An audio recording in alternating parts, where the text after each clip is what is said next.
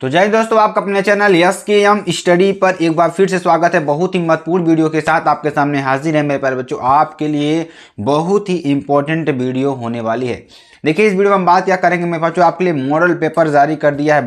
Board का जो model paper था ना मेरे प्यारे बच्चों, उसका पूरा सोल्यूशन हम आपको यहाँ पर बताने वाले हैं। तो आप सभी को क्या करना है, जय चैनल को शेयर करना है, लाइक कमेंट सब्सक्राइब जरूर कर देना है, साथ ही साथ बेल आइकन को दबा लेना है ताकि जो भी वीडियो की नोटिफिकेशन वो आपके स्क्रीन पर तुरंत ही पहुंच जाए। ठीक है, तो मेरे प्यारे बच्चों, आप क्या करना है, जय चैनल को शेयर करना है, लाइक कमेंट सब्सक्राइब जरूर कर देना है। साथ ही साथ आपको यहाँ पर मेरे प्यारे बच्चों, आप सभी को इस मॉडल पेपर को आपके जितने भी दोस्त हैं ना, सभी को शेयर करिएगा क्योंकि ये बहुत ही इंपॉर्टेंट होने वाला है। चलिए देखते हैं मॉडल पेपर कौन सा है। यहाँ आप देखिए 2022 347 जी जे है, पूर्णांक 70 नंबर का आपका होगा। ठीक है, तो 3 घंटे 15 मिनट आपको दिया जाएगा। तो प्रारंभ के 15 मिनट परीक्षार्थियों को प्रश्न पत्र पढ़ने के लिए निर्धारित हैं।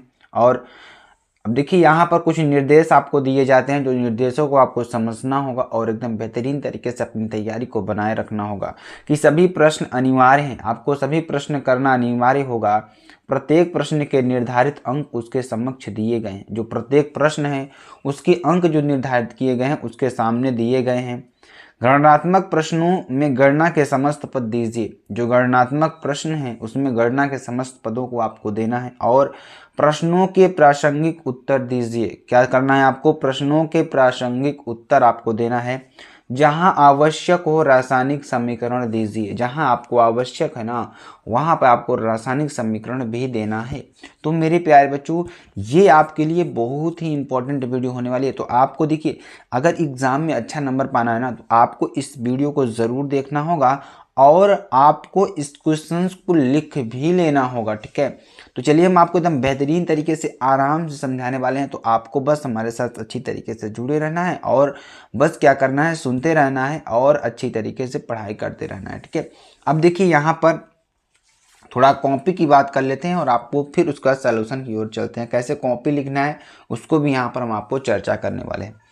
पहले क्या होगा, देखिए यहाँ पर केंद्र व्यवस्थापक की मुहर होगी और यहाँ पर केंद्र की मुहर होगी। ठीक है, और इंटरमीडिएट परीक्षा उत्तर प्रदेश की बात करेंगे तो परीक्षार्थी उत्तर पुस्तिका किसी भी भाग में अपना नाम ना लिखें।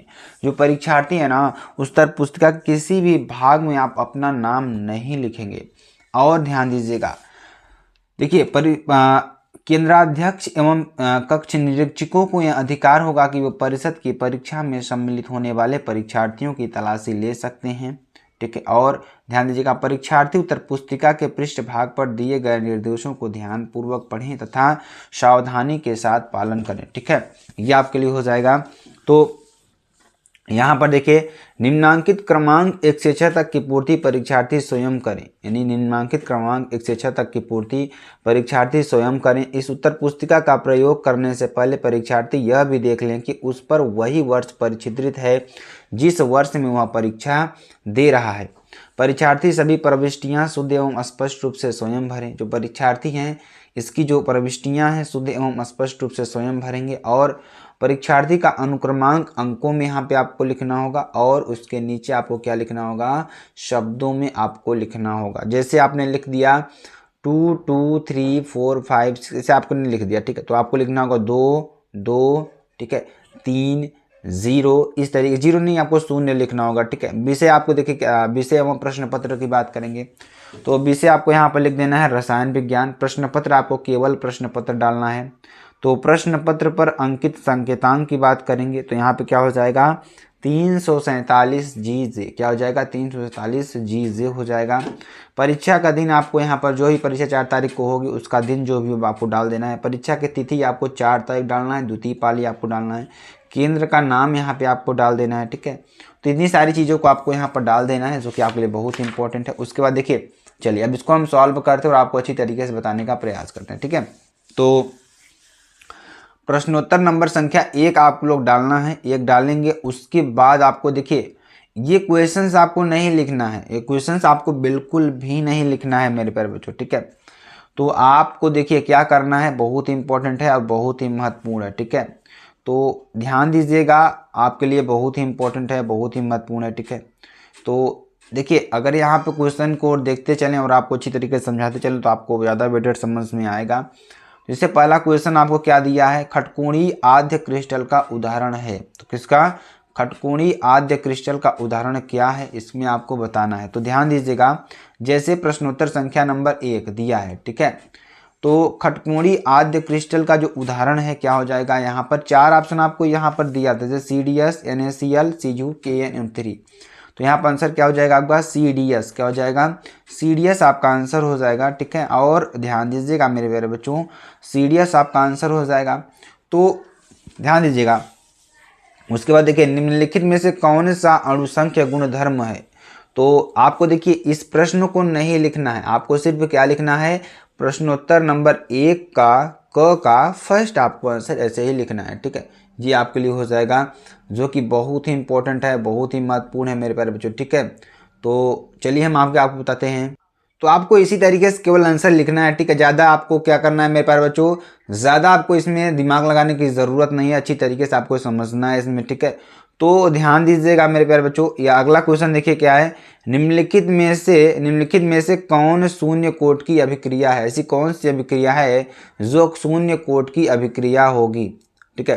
तो 4 ऑप्शन आपको यहाँ पे मिलेगा, CH3 COOCH3 प्लस H2O, ठीक है। यहाँ पर H माइनस हो जाएगा, CH3OH प्लस CH3 COOH, ठीक है, आपके लिए हो जाएगा 2FeCl3 plus SnCl2 2FeCl2 plus SnCl4 आपके लिए हो जाएगा।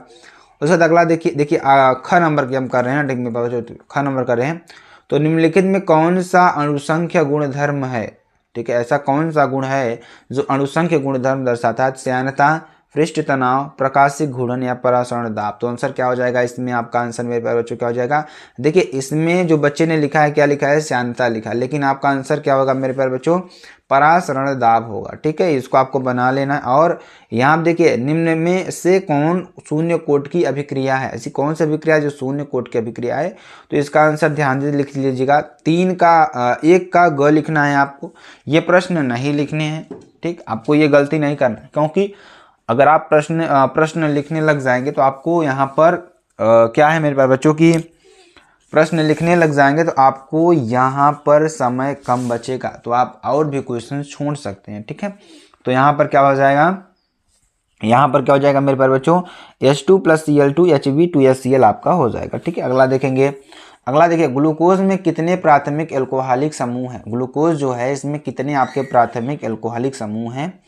तो यहाँ पर 4 ऑप्शन आपको देखने को मिल रहा है, 1 2 3 4। तो यहाँ पे क्या हो जाएगा, 4 हो जाएगा, कितना 4 नहीं 1 होगा, ठीक है ना मेरे पास, आंसर कितना होगा इसका 1 होगा, ठीक है। चलिए अगला देखेंगे, निम्नलिखित में से कौन सा पदार्थ हेलोफॉर्म अभिक्रिया देता है, ऐसा कौन सा पदार्थ है ना मेरे प्यारे बच्चों जो हेलोफॉर्म अभिक्रिया आपको देगा, ठीक है। तो यहाँ पर भी देखिए आपके ऑप्शन दिए हुए हैं, 4 ऑप्शन, कौन कौन से,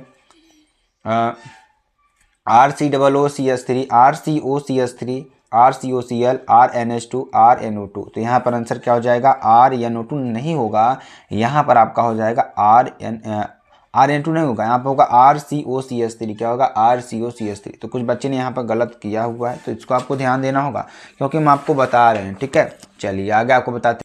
तो यहाँ पर देखिए अगला क्वेश्चन क्या है, अगला क्वेश्चन आपके लिए ये भी है, क्या है, कार्बिल अमीन अभिक्रिया में क्या बनता है।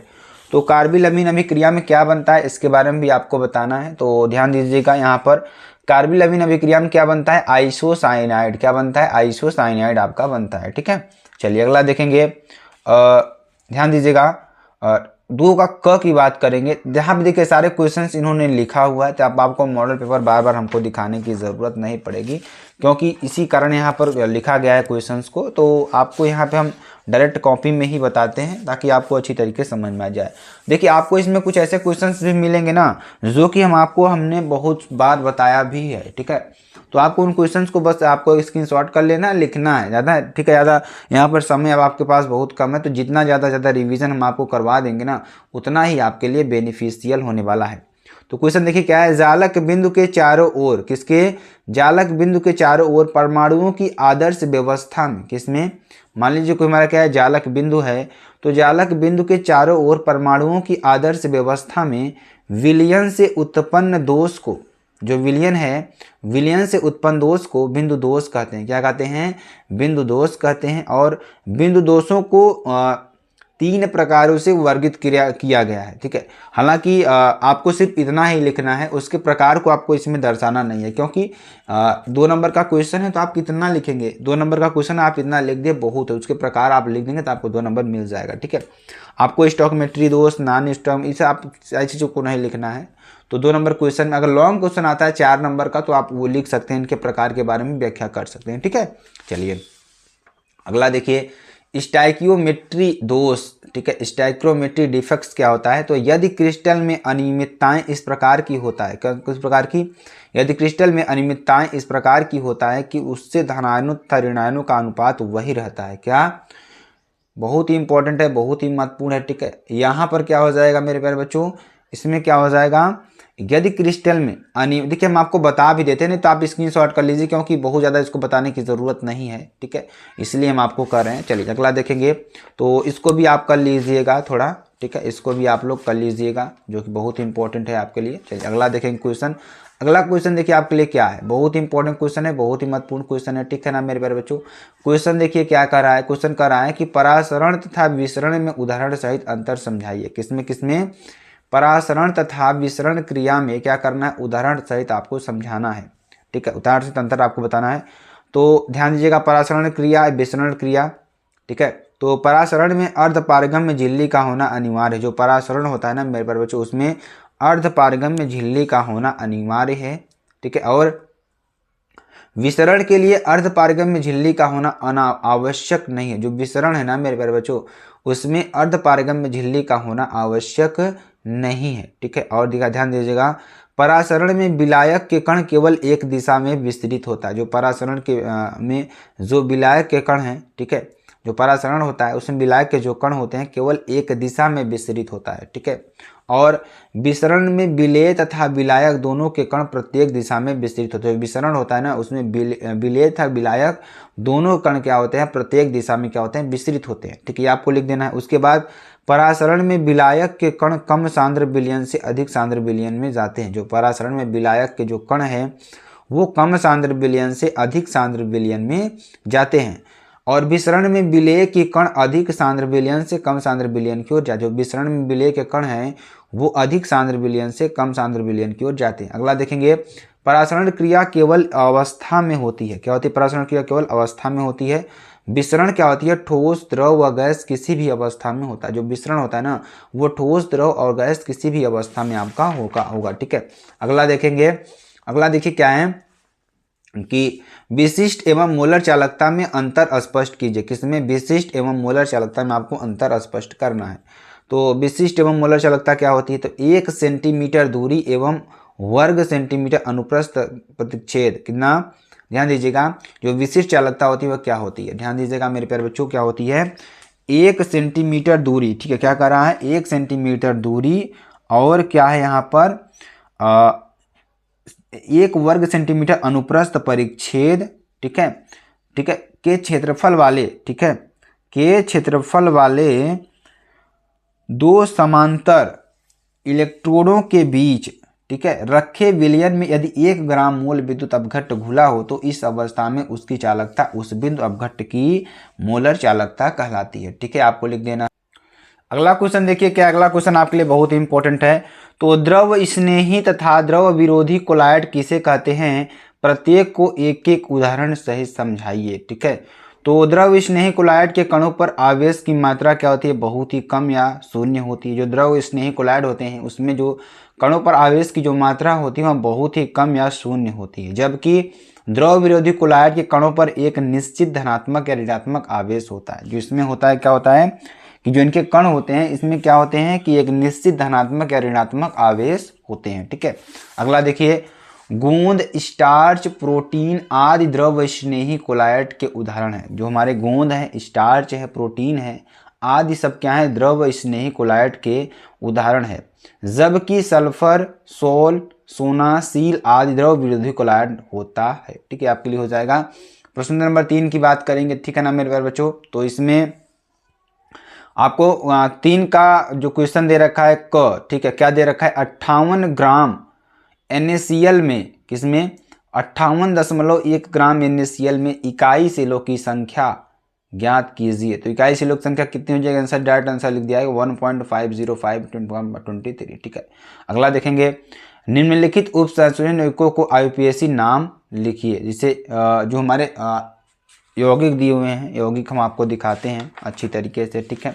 जैसे इसमें दे दिया है, क्या दे दिया है मेरे पास बच्चों, देखिए NiCO का होल 4, NiCO का होल 4, ठीक है, ये आपका है। तो इसमें क्या हो जाएगा, अब इसका नाम क्या हो जाएगा, टेट्रा कार्बोनिल निकेल, ठीक है, टेट्रा कार्बोनिल निकेल इसका नाम हो जाएगा। और K2ZnOH का होल 4, इसका नाम क्या हो जाएगा, पोटेशियम टेट्राहाइड्रो ऑक्सोजिकेट, ठीक है, जिंकेट, क्या हो जाएगा, K2ZnOH का होल 4 क्या हो जाएगा, पोटेशियम टेट्राहाइड्रो ऑक्सीन जिंकेट, ठीक है, आपके लिए हो जाएगा। अगला देखेंगे जो कि आपके लिए बहुत ही इंपॉर्टेंट है, बहुत ही महत्वपूर्ण है, ठीक है, क्या हो जाएगा, गैर धातु क्या है, जो गैर धातु होता है वह क्या होता है, ठीक है। तो गैर धातु क्या है, इसके गुण लिखिए। तो गैर धातु क्या होती है, इसके गुण आपको लिखना है। तो स्पष्टीकरण या स्पष्टीकरण क्या होगा, अधातु एक रासायनिक तत्व है, धातु एक अधातु एक रासायनिक तत्व है कि ज्यादातर के लिए एक धातु की विशेषताओं का अभाव है। देखिए इसमें कुछ हमको समझ में नहीं आ रहा, तो इसमें जो क्वेश्चन आपको क्वेश्चन देख लेना है। तो ये हमको आंसर सही नहीं लग रहा है, ठीक है, जो यहाँ पर आंसर लिखा हुआ है वो सही नहीं लग रहा है, तो इसको आप लोग काट दीजिएगा आंसर को, ठीक है। और आपको आंसर क्या लिखना है उसको मैं बताता हूँ। गैर धातु क्या है, इसके गुण लिखिए। तो आपको मेरे प्यारे बच्चों, आपको ध्यान दीजिएगा, इसको आप क्या करेंगे, अच्छी तरीके से अपनी विद्या कॉपी किताब कहीं भी खोज करके इस प्रश्न को लिख लेना है, ठीक है। निम्नलिखित सेल का 298 के पर, देखिए हमको यहाँ पर आपके लिए बताना जरूरी क्या है कि कॉपी को कैसे लिखना है, मॉडल पेपर आपको किस टाइप से आते हैं, कितने क्वेश्चन आपसे पूछे जाते हैं, सारी चीज़ों को यहाँ पर हमने आपको बताएंगे, ठीक है। अगला देखेंगे, निम्नलिखित सेल का 298 के पर केल्विन पर नष्ट समीकरण लिखिए एवं EMF की गणना कीजिए, ठीक है। तो ई सेल बराबर क्या हो जाएगा, 0.523 वोल्ट, ठीक है। अगला देखेंगे, निम्न पर संक्षिप्त टिप्पणी आपको लिखना है, ठीक है। टिंडल प्रभाव विद्युत कण संचलन, किस पर, टिंडल प्रभाव या विद्युत कण संचलन पर आपको लिखना है। तो टिंडल प्रभाव देखिए क्या है, ध्यान दीजिएगा, बहुत ही इंपॉर्टेंट है, बहुत ही महत्वपूर्ण है, ठीक है। तो टिंडल प्रभाव क्या होता है, जिस प्रकार अंधेरे कमरे में, किस पर, जिस प्रकार अंधेरे कमरे में प्रकाश की किरण से, किससे, प्रकाश की किरण से धूल के कण चमकते हुए दिखाई पड़ते हैं। जिस प्रकार अंधेरे कमरे में प्रकाश की किरण में क्या होते हैं, धूल के कण चमकते हुए दिखाई देते हैं। जिसे आप देखेंगे ना, जो प्रकाश की किरण होती है उसमें अगर धूल के कण आप उड़ाइए रात में तो क्या कि वो क्या होते हैं, चमकते हुए दिखाई पड़ते हैं, ठीक है। और उसी प्रकार लेंसों से केंद्रित, कहाँ से, लेंसों से केंद्रित प्रकाश को कोलाइडी विलयन पर डालकर समकोण दिशा में रखे एक सूक्ष्मदर्शी से देखने पर कोलाइड कण अंधेरे में घूमते हुए दिखाई देते हैं। जो कोलाइड कण है ना, वो अंधेरे में घूमते हुए दिखाई देते हैं। इस घटना के आधार पर वैज्ञानिक टिंडल ने कोलाइडी विलयनों में एक प्रभाव का अध्ययन किया। क्या किया, एक प्रभाव का अध्ययन किया जिसे टिंडल प्रभाव कहा गया। क्या कहा गया, टिंडल प्रभाव कहा गया। अतः कोलाइडी कणों द्वारा, किसके द्वारा, कोलाइडी कणों द्वारा प्रकाश के प्रकीर्णन यानी स्कैटरिंग ऑफ लाइट के कारण टिंडल प्रभाव होता है, ठीक है। इसके कारण आपका टिंडल प्रभाव देखने को मिलेगा। अगला देखेंगे, क्वेश्चन देखिए क्या है मेरे प्यारे बच्चों, बहुत ही इंपॉर्टेंट क्वेश्चन, बहुत ही महत्वपूर्ण क्वेश्चन है। क्वेश्चन क्या है, ये आपके लिए टिंडल प्रभाव का फिगर है। यहाँ से जब आप प्रकाश को यहाँ पे अंदर भेजेंगे तो आपको यहाँ पर दिखेगा एक चमकीली हुई, जो आपको चमकते हुए जो कण होंगे दिखाई देंगे, ठीक है। अगला देखिए, विद्युत कण संचलन। तो विद्युत कण संचलन क्या होता है उसके बारे में आपको बताना है, ठीक है। तो यहाँ पर ध्यान दीजिएगा, कोलाइडी कणों पर धनात्मक या ऋणात्मक विद्युत आवेश होता है। जो कोलाइडी कण होते हैं इस पर क्या होते हैं, धनात्मक तथा ऋणात्मक विद्युत आवेश होता है, जिससे ये कण विद्युत क्षेत्र के प्रभाव में विपरीत आवेशित इलेक्ट्रोड की ओर अभिगमन करते हैं। क्या करते हैं मेरे प्यारे बच्चों, जिससे क्या करते हैं, जिससे ये कण क्या करते हैं, विद्युत क्षेत्र के प्रभाव में, किसमें, विद्युत क्षेत्र के प्रभाव में विपरीत आवेशित इलेक्ट्रोड की ओर, किसकी ओर, विपरीत आवेशित इलेक्ट्रोड की ओर अभिगमन करते हैं। क्या करते हैं, अभिगमन करते हैं। विद्युत क्षेत्र में कोलाइड कणों के विपरीत आवेशित इलेक्ट्रोड की ओर अभिगमन की घटना को विद्युत कण संचलन कहते हैं। क्या कहते हैं मेरे बच्चों, इसको विद्युत कण संचलन कहते हैं। अब देखिए इसमें क्या कर रहा है, कोलाइडी कणों की कैथोड की ओर गति को, जो कोलाइडी कण होते हैं इसकी कैथोड की ओर जो गति होती है इसको धन कण संचलन तथा एनोड की ओर गति को ऋण कण संचलन कहते हैं। जैसे एग्जाम्पल तौर पर देखेंगे, फेरक हाइड्रोक्साइड क्या होता है, फेरिक हाइड्रोक्साइड सॉल के कोलाइडी कण, जो फेरिक हाइड्रोक्साइड सॉल के कोलाइडी कण हैं वे धनावेशित होते हैं। क्या होते हैं, धनावेशित होते हैं और ये कैथोड की ओर गति करते हैं। किसकी ओर, कैथोड की ओर गति करते हैं। इसकी सहायता से कोलाइडी विलयनों में क्या होता है, कोलाइडी कणों पर आवेश का अध्ययन किया जाता है। इसकी सहायता से क्या किया जाता है, कोलाइडी विलयनों में कोलाइडी कणों पर क्या कहता है, आवेश का अध्ययन किया जाता है। ठीक है, तो यहाँ पर देखिए एकत्रित कण आपका हो जाएगा और यहाँ पर कणों का अभिगमन यहाँ पर होगा, ये हमारे जल हैं। ठीक है, जल हो जाएगा।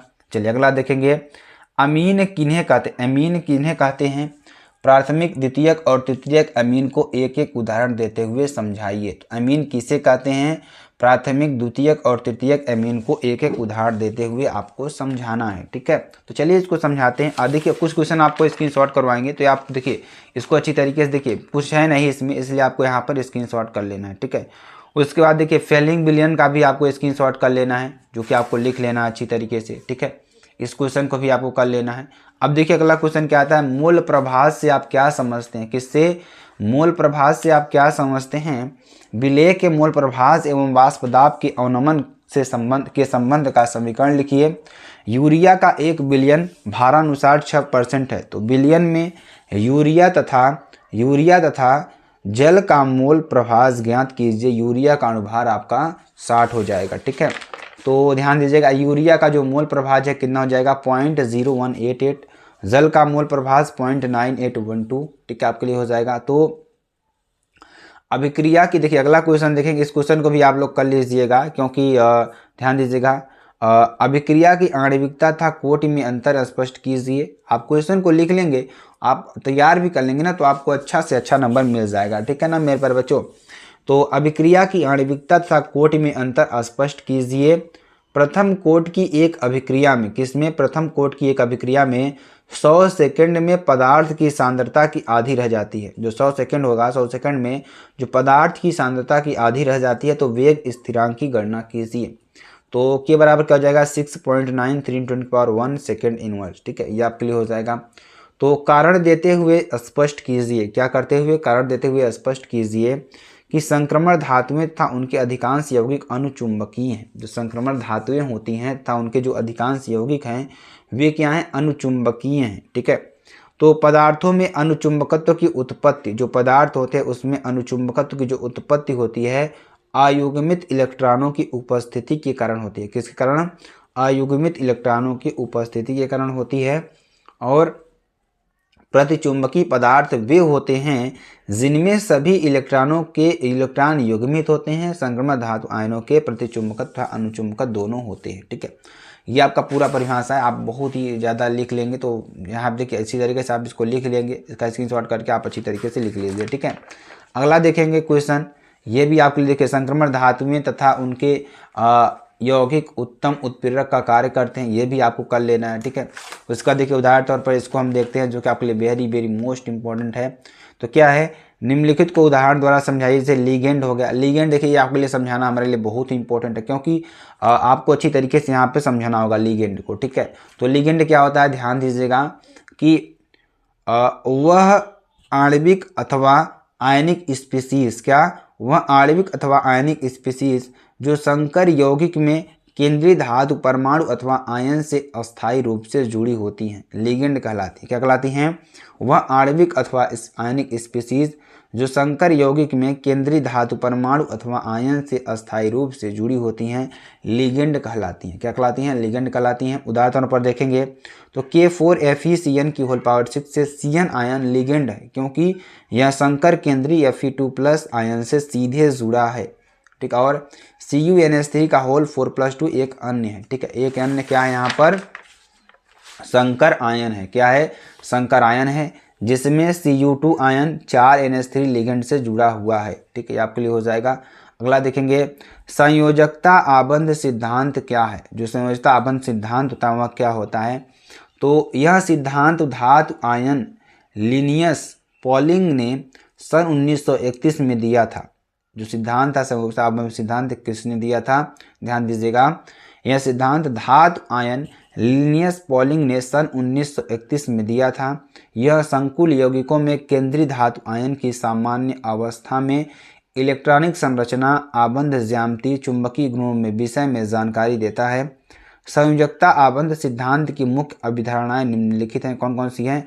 सर्वप्रथम क्या होता है, केंद्रीय धातु जो परमाणु होता है वो अपनी ऑक्सीकरण संख्या अनुरूप इलेक्ट्रॉन त्याग कर, यानी कि क्या करता है, शून्य ऑक्सीकरण संख्या को छोड़कर धनात्मक बनाता है। ठीक है, और देखेंगे संकुल यौगिकों में केंद्रीय धातु परमाणु या आयन के पास उचित लिगेंडों के साथ उपसंयोजक आबंध बनाने के लिए आवश्यकता अनुसार रिक्त कक्षक होती है।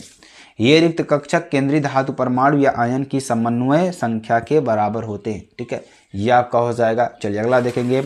अगला क्या है, निम्नलिखित के को कारण सही समझाइए। निम्नलिखित क्या समझाना है, कारण सही समझाना है आपको। तो जैसे O3 एक प्रबल ऑक्सीकारक की तरह क्रिया करता है। ठीक है, इसको आपको समझाना है। तो देखिए O3 जो होता है शीघ्रता से अपघटित होकर, जो O3 है वो शीघ्रता से अपघटित होकर नवजात ऑक्सीजन उत्पन्न करती है। क्या उत्पन्न करती है? नवजात ऑक्सीजन उत्पन्न करती है, जो विरथन पदार्थों को ऑक्सीकृत कर देता है। जो विरथन पदार्थ होते हैं ना उसको ऑक्सीकृत कर देता है। इसलिए यह प्रबल ऑक्सीकारक की तरह क्रिया करती है। किसकी तरह? प्रबल ऑक्सीकारक की तरह क्रिया करती है। अगला देखेंगे, HF की तुलना में HCl एक प्रबल अम्ल है। जो HF है, HF की तुलना में जो HCl है क्या है, एक प्रबल अम्ल है। तो यहाँ पर ध्यान दीजिएगा। देखिए ऐसा क्यों है, तो हाइड्रोजन अम्लों में H बंध जितना लंबा होता है, हाइड्रोजन जो बंध हैं उसमें हाइड्रोजन अम्लों में जो हाइड्रोजन बंध है जितना लंबा होता है उतना बंधन ऊर्जा उतनी ही कम होती है। और देखिए जो हमारा HCl है देने की प्रवृत्ति, यानी Cl प्लस देने की अधिक प्रवृत्ति होती है, अर्थात यह प्रबल अम्ल होता है। सभी हाइड्रोजनों अम्लों में HF बंध की लंबाई सबसे कम होती है।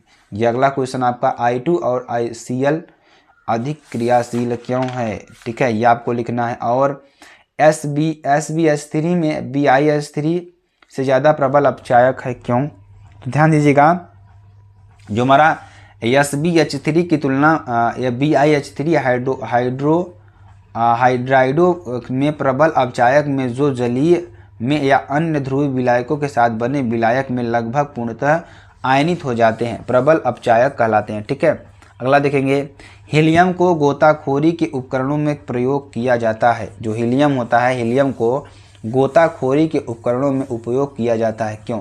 तो आधुनिक गोताखोरी के उपकरणों में, किसमें? आधुनिक गोताखोरी के उपकरणों में हीलियम ऑक्सीजन से तनुकारी के रूप में उपयोग में आती है। जो हाइड्रोजन ऑक्सीजन है वो ऑक्सीजन के तनुकारी के रूप में उपयोग में आती है, क्योंकि रुधिर में इसकी विलेयता बहुत कम होती है। जो रुधिर होता है ना, रुधिर में इसकी विलेयता क्या होती है? बहुत ही कम होती है। ठीक है, तो ये आपका हो जाएगा 6 का 8वां नंबर क्वेश्चन है। तो ये भी क्वेश्चन बहुत ही इंपॉर्टेंट है, इसको भी आप लोग लिख लीजिएगा। ठीक है, तो इस क्वेश्चन को आप लोग क्या कर लेंगे, स्क्रीनशॉट कर लेंगे। क्वेश्चन क्या है कि आइसोप्रोपिल एल्कोहल की वाष्प, ध्यान दीजिएगा, आइसोप्रोपिल एल्कोहल की वाष्प को 300 डिग्री सेंटीग्रेड पर गर्म कापर पर प्रवाहित करते हैं तो क्या बनेगा? ये सिंपली आपको लिखना है। ठीक, और फिनाल को ठंडे तथा तनु HNO3 के साथ क्रिया कराते हैं तो क्या बनेगा? ये आपको लिखना है। ठीक है, तो ये आपके लिए बहुत ही इंपॉर्टेंट हो जाएगा। चलिए अगला देखेंगे। इसमें देखिए ये भी क्वेश्चन है। कौन सा क्वेश्चन है? एथिल एल्कोहल की वाष्प को Al2O3 पर 250 डिग्री सेंटीग्रेड पर परिवहित करते हैं तब क्या होगा? ये आपको लिखना है। फिनाल की सांद्र HNO3 के साथ कराते हैं तो क्या होगा? ये आपको लिखना होगा। ठीक है, और एथिल एल्कोहल को आयोडीन और NaOH के साथ गर्म करते हैं तो क्या होगा? ये आपको करना होगा। उसके बाद ब्यूटीन से 2 ब्रोमोब्यूटेन कैसे बनेगा? बेंजीन क्लोराइड से बेंजील एल्कोहल कैसे बनेगा? ये भी आपको कर लेना है। ठीक है, तो सारे क्वेश्चन को आप स्क्रीनशॉट कर लेना है। ठीक है, करके तभी करना है। ठीक है ना मेरे प्यारे? इसको भी आपको कर लेना है, जो कि आपके लिए बहुत ही इंपॉर्टेंट है, बहुत ही महत्वपूर्ण है। क्या है? फ्रीडल क्राफ्ट एसिलिनन या अभिक्रिया आपको एक तरीके से कर सकते हैं। तो ये आपके लिए देखिए, क्लीमेंसन अपचयन क्या होता है? तो क्लीमेंसन अपचयन ध्यान दीजिएगा, बहुत ही इंपॉर्टेंट है। किसने खोजा था? क्रिश्चियन क्लीमेंसन द्वारा खोजी गई एक अपचयन अभिक्रिया है। इस अभिक्रिया में एल्डिहाइड और यहाँ पर क्या हो जाएगा, एवं कीटोनों को एल्केन समूह में बदला जा सकता है। तो ये तो मोटे तौर पर जो आपका मॉडल पेपर था ना मेरे बच्चों, ये मॉडल पेपर बहुत ही इंपॉर्टेंट है और बहुत ही महत्वपूर्ण भी है। तो इसको आपको अच्छी तरीके से सारे प्रश्नों को एक बार लिख लेना है और अपने से रिवीजन करना है, ठीक है, रिवीजन भी करते रहना है। तो अगर आपको वीडियो अच्छी लगती है तो आप चैनल को लाइक शेयर कमेंट सब्सक्राइब जरूर कर सकते हैं। फिर मिलते हैं नेक्स्ट वीडियो में नए टॉपिक के साथ, तब तक के लिए जय हिंद जय भारत।